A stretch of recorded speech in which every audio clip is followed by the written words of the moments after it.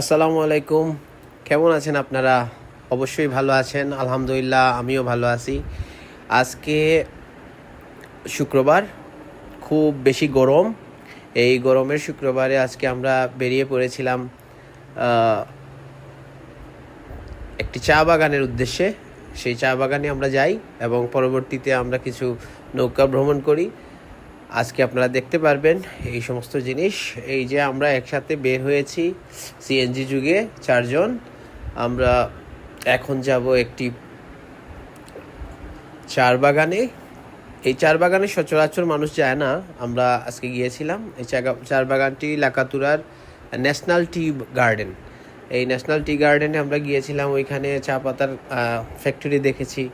তারপরে আমরা চার বাগানটা ঘুরে ঘুরে দেখলাম।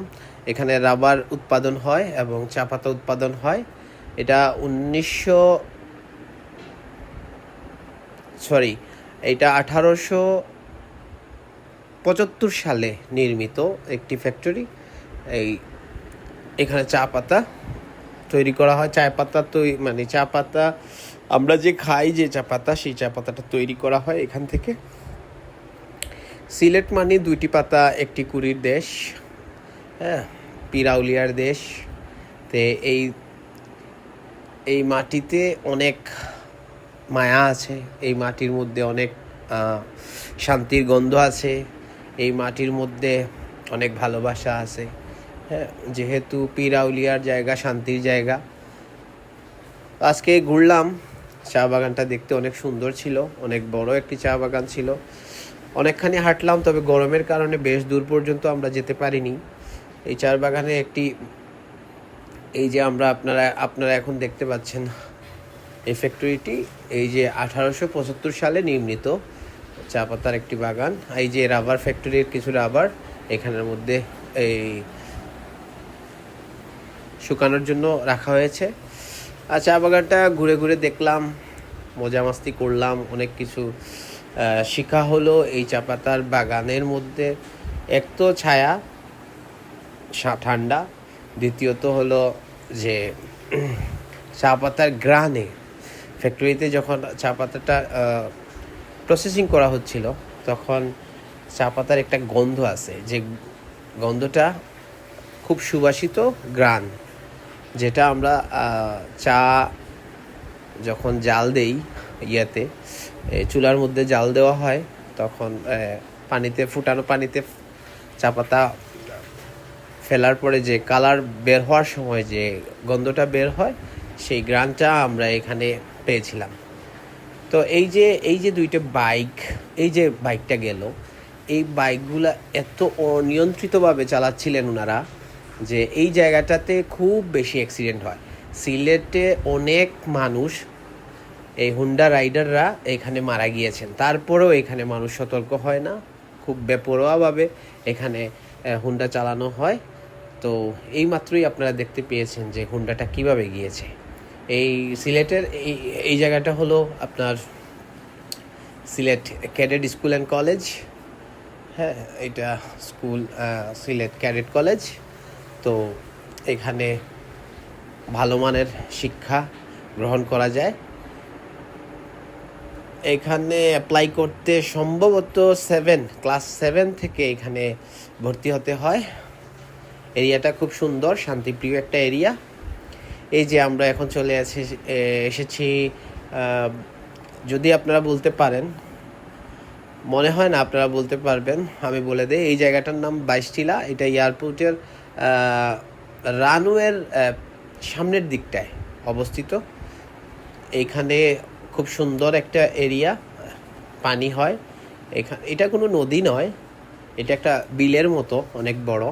তো এখানের মধ্যে নৌকা সাজিয়ে মানুষেরা নৌকার মধ্যে চড়ে। তো এখানে আমরাও আজকে একটা নৌকা ভ্রমণ করেছি, এখানে চা খেয়েছি। হ্যাঁ, আমরা কিছু সময় এখানে থাকলাম, মজা মাস্তি করেছি, ছবি তুলেছি। এটাই ছিল আমাদের আজকের দিনের আর কি। পুরোপুরি দিনটা আমাদের এখানে গিয়েছে। আবহাওয়া খুব গরম ছিল। এই গরম আবহাওয়ায় আমরা কিছুক্ষণ পর পর ঠান্ডা পানি খাচ্ছিলাম এবং আর কি বলবো, আসলে একটু শান্তির জন্য, একটু বাতাসের জন্য আমরা আসলে ঘোরাফেরার মগ্ন ছিলাম।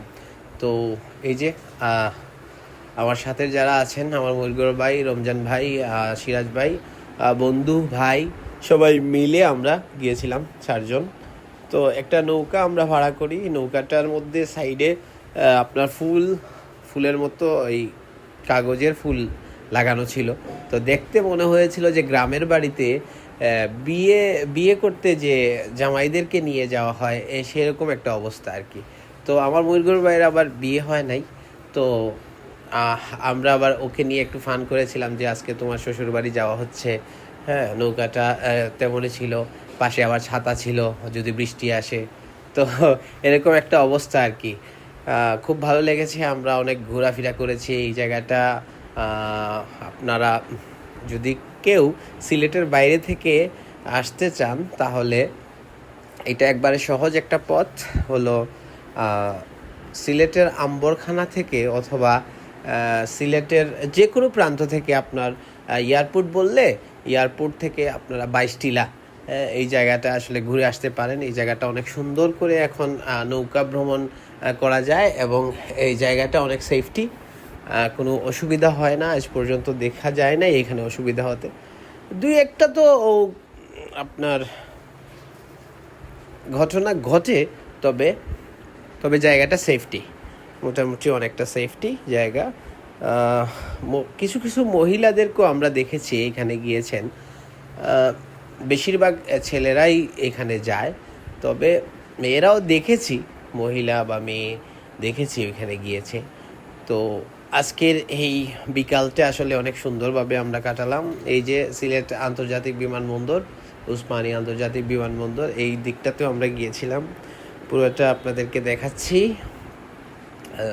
এখান থেকে অনেক ইন্টারন্যাশনাল আপনার ফ্লাইট এখান থেকে উড্ডয়ন হয় এবং এখানে অবতরণ করে।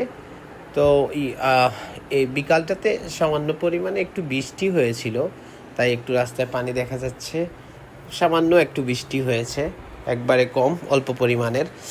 তো সারাদিন অনেক ঘোরাফেরা হলো, সন্ধ্যা হয়ে গিয়েছে, মাগরিবের নামাজ পড়ে আমরা এয়ারপোর্টের মসজিদে নামাজ পড়েছি, তারপরে আমরা বের হয়ে পড়লাম। আবার আমরা একটু এখন নাস্তা করব। তো এখানে একটা ফুড কর্নার একটা জায়গা আছে যেখানে অনেকগুলা খাবারের দোকান আছে। তো এখানে আমরা বসে কিছুক্ষণ সময় কাটাবো, চাটা খাবো।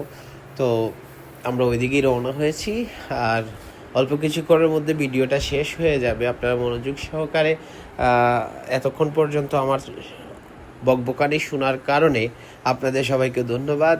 প্লিজ আপনারা আমার এই পেজটি লাইক, শেয়ার এবং কমেন্ট করবেন। আর যদি আপনাদের সিলেটের বিষয়ে কোনো জায়গা দেখার ইচ্ছা থাকে তাহলে অবশ্যই বলবেন। আমরা প্রায় শুক্রবারে বের হই, তো আমরা বিভিন্ন জায়গায় যাই। এই যে আমরা খাবারের এখানে চলে এসেছি, আমরা এখন কিছু খাবো। তো যে এই শেষ দিকে চলে এসেছি, আপনারা ভালো থাকবেন, সবাই আমার জন্য দোয়া করবেন। আল্লাহ হাফেজ, আসসালামু আলাইকুম।